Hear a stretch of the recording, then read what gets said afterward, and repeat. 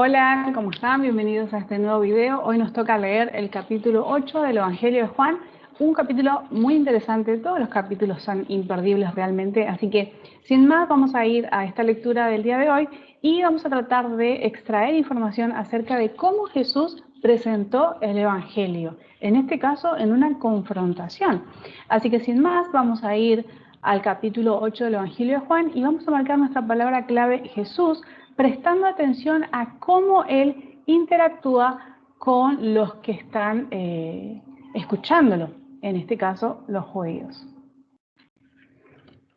A ver, vamos a ver. Intenté compartir la pantalla, voy de nuevo, así todos podemos ver lo que estamos marcando. Ahora sí. Capítulo 8 del Evangelio de Juan. Marcamos con un color en particular a Jesús, que es nuestra palabra clave hoy, y empezamos. Pero Jesús se fue al monte de los olivos. Al amanecer vino otra vez al templo y todo el pueblo venía a él, y sentándose les enseñaba. Los escribas y los fariseos trajeron a una mujer sorprendida en adulterio y poniéndola en medio dijeron a Jesús: Maestro, esta mujer ha sido sorprendida en el acto mismo del adulterio. Y en la ley, Moisés nos ordenó apedrear a esta clase de mujeres. Tú, pues, ¿qué dices? Decían esto poniendo a prueba a Jesús para tener de qué acusarlo. Pero Jesús se inclinó y con el dedo escribía en la tierra. Interesante, interesante. Hay un grupo de judíos que traen una mujer pecadora y están probando a Jesús. Veamos cómo reacciona Jesús. Pero como insistían en preguntar, Jesús se enderezó y les dijo: el que de ustedes esté sin pecado, sea el primero en tirarle la piedra. Inclinándose de nuevo, escribía en la tierra. Al oír esto, ellos se fueron retirando uno a uno, comenzando por los de mayor edad y dejando solo a Jesús y a la mujer que estaba en medio. Enderezándose Jesús le dijo: Mujer, ¿dónde están ellos? ¿Ninguno te ha condenado? Ninguno, Señor, respondió ella. Entonces Jesús le dijo: Yo tampoco te condeno. Vete y desde ahora no peques más. Hasta ahí, vamos a leer. ¿Cuál es la estrategia de Jesús aquí ante una situación en donde vienen a ponerle a prueba a ver qué contestaba él? De una u otra forma, lo que querían es saber si Jesús conocía la ley o no, poniendo a prueba sus conocimientos acerca de la ley. Pero Jesús da vuelta la situación y los confronta a ellos, a los acusadores, y le dice: el que ustedes esté sin pecado sea el primero en tirarle la piedra. Obviamente todos se sintieron compungidos, confrontados. Entonces, en nuestra estrategia podemos anotar en la estrategia de Jesús que Jesús evade un conflicto confrontando a los acusadores, los confronta con su propio pecado. Con su propio pecado. No responde inmediatamente. Jesús se toma tiempo para responder, ¿sí? Entonces, ante un conflicto, se toma tiempo para responder. No lo hace a las apuradas, no lo hace rápido, sino que él está tomando tiempo para responder. Por otro lado, quiero anotar bien el versículo, no pasa por alto el pecado de la mujer. Y esto lo vengo viendo desde el capítulo 3, la condición pecadora de sus interlocutores. Él lo habla, él lo trae a la luz, él confronta el pecado. Es una frase que escribí muchas veces en estas lecturas y es algo que me hace pensar, porque nosotros hoy hablamos muy poco en contra del pecado y Jesús lo tenía siempre. En este caso, a esta mujer, wow, le dice: ninguno te ha condenado, ni yo te condeno, pero vete y desde ahora no peques más.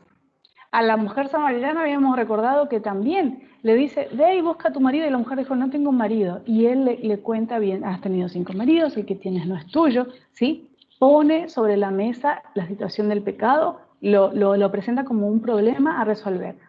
Pero lo hace de una forma tan amorosa que la persona no se siente condenada ni se siente avergonzada, sino que provoca un cambio.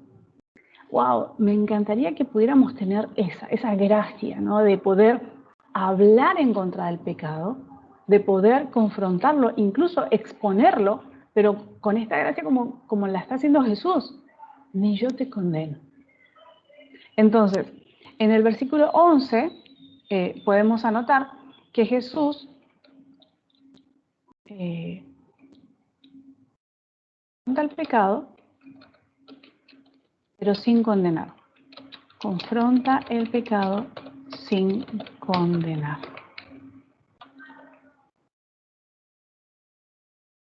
Muy bien. Entonces, sigamos. En el versículo 12, Jesús les habló otra vez diciendo, veamos dónde estaba Jesús para ver a quiénes les habló. Muy bien, al amanecer vino otra vez al templo, Jesús está en el templo y todo el pueblo venía a él y sentándose les enseñaba. En medio de que él está enseñando, aparecen los fariseos y los escribas con esta mujer, ¿sí? Entonces, una vez que todos se van, que ninguno se atreve a tirarle una piedra y que él le extiende su misericordia y su gracia a esta mujer, Jesús retoma su discurso a los que estaban ahí escuchándole y Jesús les habló diciendo, yo soy la luz del mundo. El que me sigue no andará en tinieblas, sino que tendrá la luz de la vida. Entonces los fariseos le dijeron, tú das testimonio de ti mismo, tu testimonio no es verdadero. Jesús les respondió, aunque yo doy testimonio de mí mismo, mi testimonio es verdadero, porque yo sé de dónde he venido y a dónde voy, pero ustedes no saben de dónde vengo ni a dónde voy. ¿Ok? Entonces aquí vemos otra vez que Jesús tiene clara su identidad. Entonces, tiene en claro su identidad. Y aunque lo confronta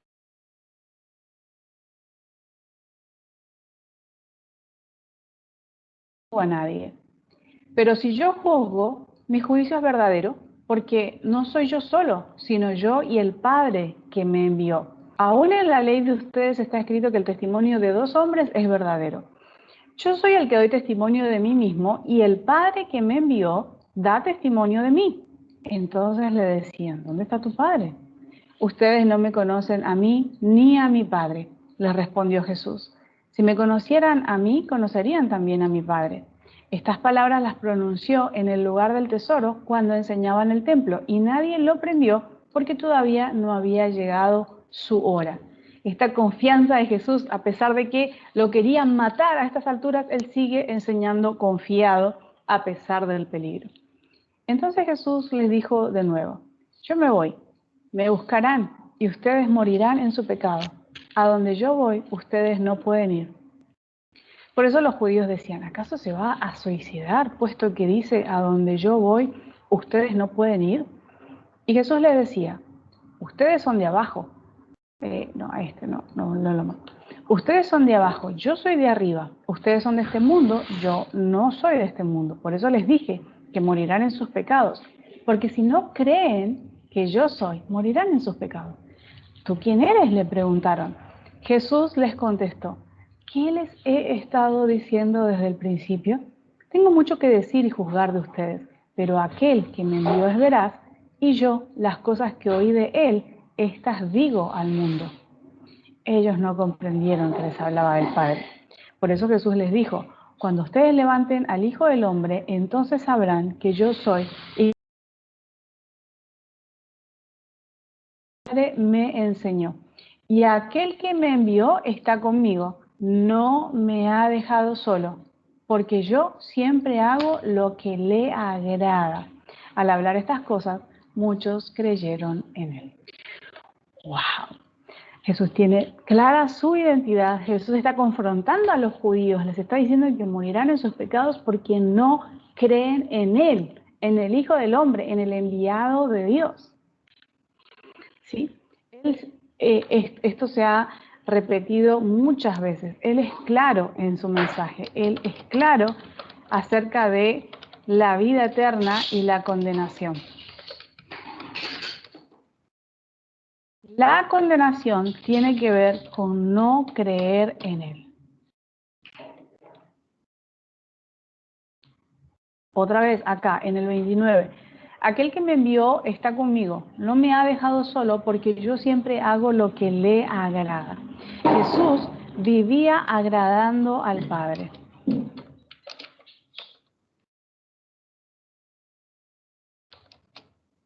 Agradando al Padre. ¿Cuál era el resultado de esto? El Padre no lo dejaba solo.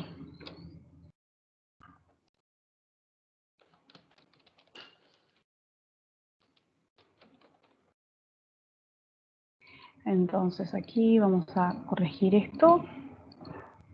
Así ya queda prolijito. Seguimos leyendo. Al hablar estas cosas, muchos creyeron en él. Ese es un resultado también. Aquí él está hablando a los judíos, perdón, a los judíos.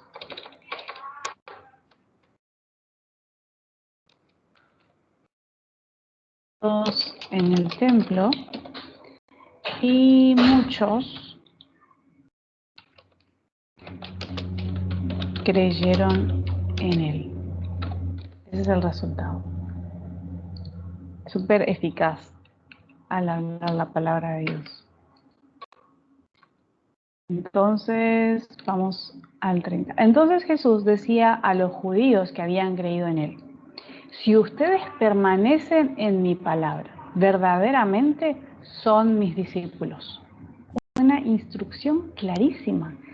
Si ustedes que han creído en mí, o sea, una cosa es creer y otra cosa es permanecer en su palabra, verdaderamente serán mis discípulos. Y conocerán la verdad, y la verdad los hará libre. Ellos le contestaron: somos descendientes de Abraham y nunca hemos sido esclavos de nadie. ¿Cómo dices tú serán libres? Jesús les respondió: en verdad les digo que todo el que comete pecado, otra vez la palabra pecado, es esclavo del pecado. Y el esclavo no queda libre en la casa para siempre. El Hijo sí permanece para siempre. Así que si el Hijo los hace libres, ustedes serán realmente libres. Sé que ustedes son descendientes de Abraham y sin embargo me quieren matar porque mi palabra no tiene aceptación en ustedes. Yo hablo lo que he visto con mi padre. Ustedes entonces hacen también lo que oyeron de su padre. Ellos le contestaron: Abraham es nuestro padre. Jesús le dijo: si son hijos de Abraham, hagan las obras de Abraham. Pero ahora me quieren matar, a mí que les he dicho la verdad que oí de Dios. Esto no lo hizo Abraham. Ustedes hacen las obras de su padre. Ellos le dijeron: nosotros no nacimos de fornicación, tenemos un padre, es decir, Dios. Jesús les dijo: si Dios fuera su padre, me amarían porque yo salí de Dios y vine de Él, pues no he venido por mi propia iniciativa, sino que Él me envió. ¿Por qué no entienden lo que digo? ¿Por qué no pueden oír mi palabra? Ustedes son de su padre, el diablo, y quieren hacer los deseos de su padre. Él fue un asesino desde el principio y no se ha mantenido en la verdad porque no hay verdad en él. Cuando habla mentira, habla de su propia naturaleza porque es mentiroso y el padre de la mentira. Pero porque yo digo la verdad, no me creen. ¿Quién de ustedes me prueba que tengo pecado? Y si digo verdad, ¿por qué ustedes no me creen? El que es de Dios escucha las palabras de Dios. Por eso ustedes no escuchan, porque no son de Dios. Los judíos le contestaron: ¿no decimos con razón que tú eres samaritano y que tienes un demonio? Jesús respondió: yo no tengo ningún demonio, sino que honro a mi Padre, y ustedes me deshonran a mí. Pero yo no busco mi gloria. Hay uno que la busca y juzga. En verdad les digo que si alguien guarda mi palabra, no verá jamás la muerte. Los judíos le dijeron: ahora sí sabemos que tienes un demonio. Abraham murió y también los profetas. Y tú dices: si alguien guarda mi palabra, no probará jamás la muerte. ¿Eres tú acaso mayor que nuestro padre Abraham, que murió? Los profetas también murieron. ¿Quién crees que eres? Jesús respondió, si yo mismo me glorifico, mi gloria no es nada. Es mi Padre el que me glorifica, de quien ustedes dicen, Él es nuestro Dios. Ustedes no lo han conocido, pero yo lo conozco. Y si digo que lo conozco, seré un mentiroso. Y si digo que no lo conozco, seré un mentiroso como ustedes. Pero sí lo conozco y guardo su palabra. Abraham, el padre de ustedes, se regocijó esperando ver mi día. Y lo vio y se alegró. Pero los judíos le dijeron, no tiene 50 años. ¿Y has visto a Abraham? Jesús les dijo, en verdad les digo que antes que Abraham naciera, yo soy. Oh, wow. Entonces tomaron piedra para tirársela. Pero Jesús se ocultó y salió del templo. Estoy grabando, hijo. Espera un ratito ahí. Ahí ya. Espera un ratito allá, hijo. Está jugando. Entonces, wow, hay mucha tela para cortar en estos versículos. Pero vamos a tratar de extraer algunas estrategias. Bueno, él está hablando claro. Él los llamó hijos del diablo a los fariseos, a los judíos en su templo, pero también, por ejemplo, habló de la verdad, ¿sí? Si el Hijo os libertare, serán realmente libres. A ver, ¿qué más? Esto de permanecer en su palabra. Ok, entonces, no es solamente creer, hay que permanecer en su palabra. Uno habló de permanecer. Permanecer en su palabra. Esta frase se repite varias veces en este capítulo. A ver. Entonces, habló del pecado en esta parte, ¿sí? Habló de esclavitud del pecado. Y presenta la solución.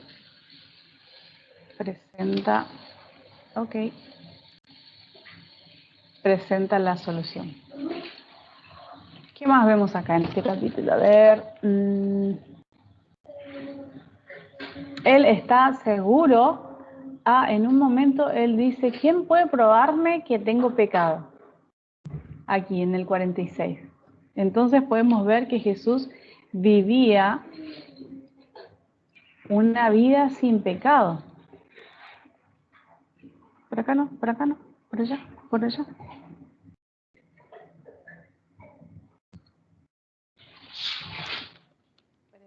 Está la solución. Jesús vive una vida sin pecado y eso le da autoridad para hablar en contra del pecado. Él habla la verdad. ¿Qué más vemos aquí? Le están tratando él dice, tienes un demonio. Y él dice que no, que honra a su padre. Él está seguro de quién es. Él no busca su propia gloria. Eso es muy importante, ya lo habíamos visto en el 7 también. No busca su propia gloria, sino la del Padre. De esa forma nosotros tenemos que vivir.